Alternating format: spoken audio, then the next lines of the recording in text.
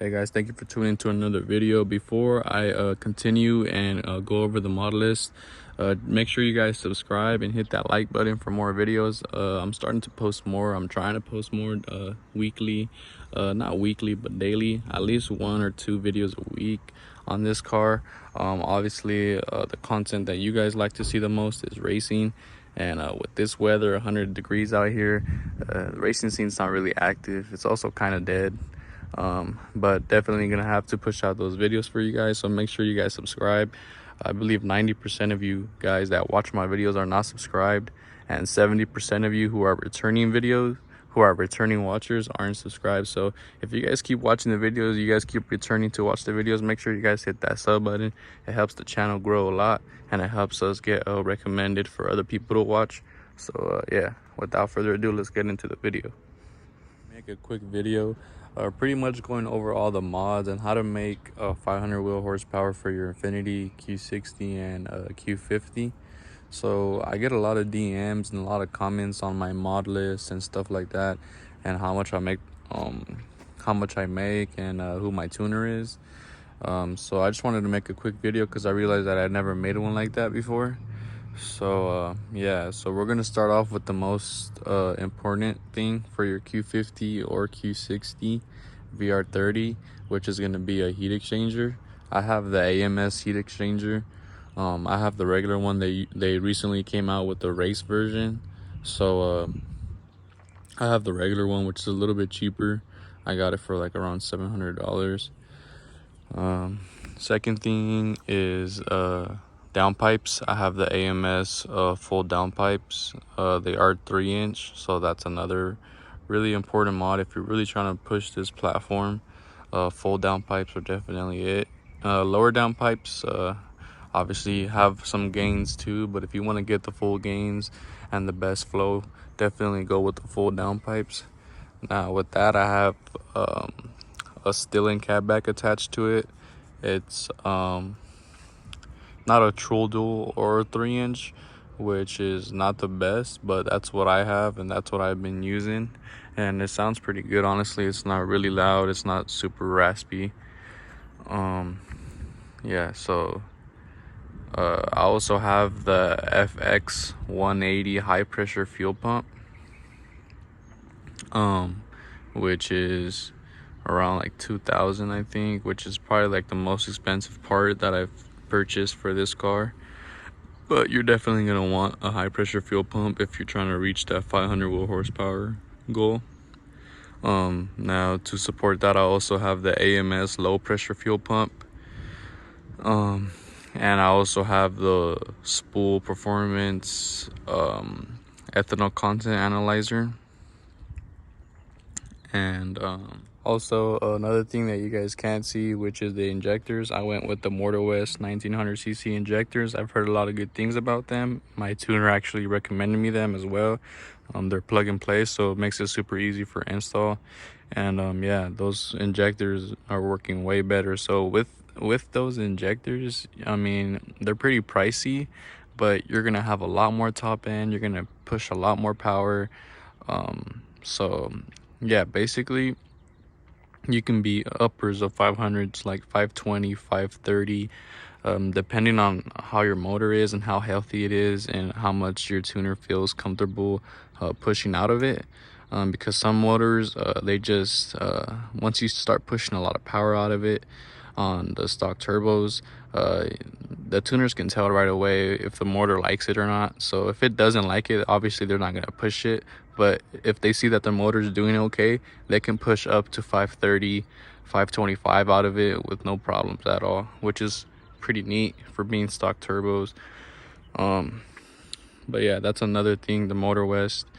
So that's pretty much gonna consider this car to be full bolt-ons, because it has the full downpipes, the full exhaust, the flex fuel kit, the high pressure fuel pump, the low pressure fuel pump, the injectors, and it has the intakes. They're not 3-inch, but I mean, it does have aftermarket intakes now. I used to be on the stock intakes, and these intakes do sound a bit better. And they do seem to be performing a bit better, because my IATs, my intake air temperatures, have been pretty low, even though it's been pretty hot out. They've been staying pretty low, which is cool. But 3-inch intakes are a lot better. I recommend those. I just haven't had a chance to get a set of those for a good price, because everyone's charging like $500 plus $600 for some AMS ones, which is what I want. And I remember when I first had these cars, like I was able to buy some for like $350 brand new off of some people that were selling them. So it's just crazy to me to pay double right now. But yeah, that's pretty much the setup to be full bolt-ons. Definitely gonna be over 500 watt horsepower, and you don't need injectors and you don't need intakes to reach those goals. But if you guys want to basically run the same setup I'm running, that's pretty much what it is right now.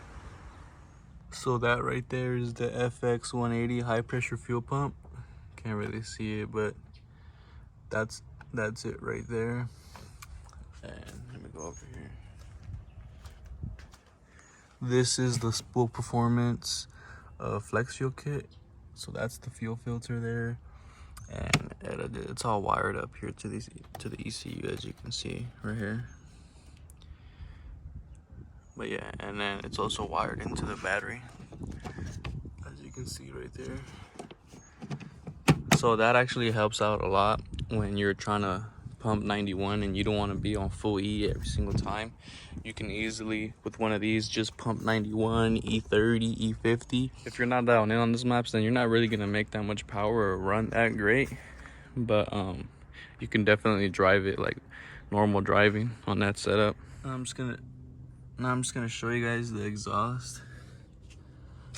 So this is the Stillen catback exhaust. As you can see, it's pretty freaking low. It's like almost touching the floor, but yeah.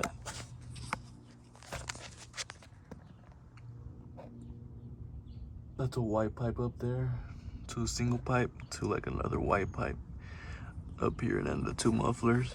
And that's about it. It doesn't have a resonator, just has these two mufflers here. So now that you guys seen the exhaust, I'll give you guys a little cold start. Well, it's pretty freaking hot outside, so I don't know if it's a cold start, but the first start of the day, just so you guys can see how it sounds at idle.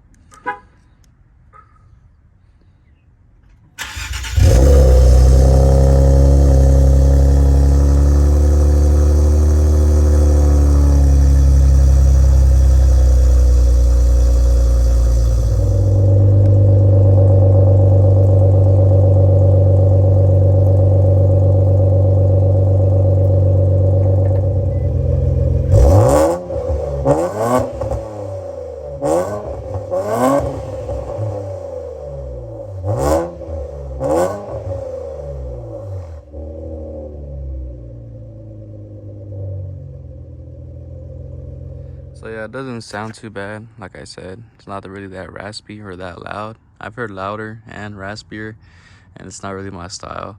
So yeah, this exhaust definitely sounds good, but it's definitely restrictive. So definitely gonna have to work out and buy some cutouts, which I definitely recommend. And I've been on the hunt for them. So definitely cutouts are coming next. But yeah, that's pretty much going to be it for this video. Make sure you guys subscribe. If you guys have any questions, you guys can hit me up on Instagram. I'll have all my socials, and yeah, I'll have my Instagram and stuff like that in the description, so you guys can hit me up on there if you guys have any more questions. But hopefully I helped you guys out with a few mods that you need to reach that goal, and how easy it really is. I'll put the prices and stuff like that in the description, so if you guys want to know how much everything costs, I'll have that in the description for you, so you guys can look that up. And yeah, so that's pretty much going to be it. Make sure you guys subscribe, like the video, and stay tuned for more, because there's definitely going to be some racing content coming soon on the new setup. Peace.